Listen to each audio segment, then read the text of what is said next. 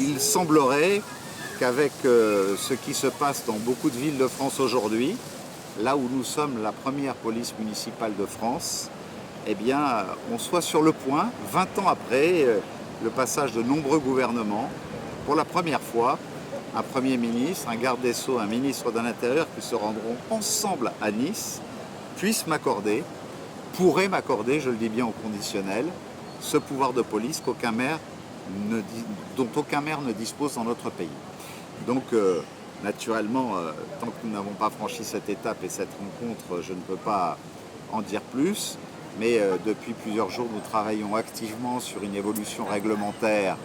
de ce que seraient les nouveaux pouvoirs de police municipale à titre expérimental à Nice, sur les nouveaux pouvoirs du maire à titre expérimental sur une période d'1 an et demi ou de 2 ans, sur une réforme législative à la rentrée pour compléter les dispositions réglementaires qui s'appliqueraient entre aujourd'hui et l'automne. Donc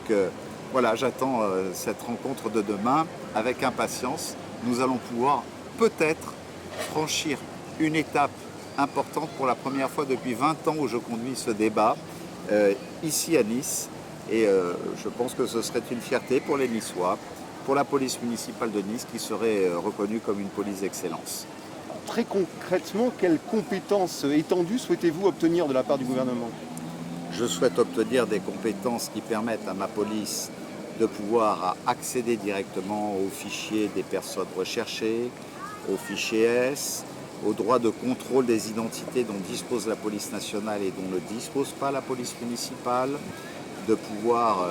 agir a priori et pas a posteriori lorsqu'il y a le constat d'un flagrant délit, que nous puissions avoir un vrai rôle d'officier de police judiciaire pour le maire et pour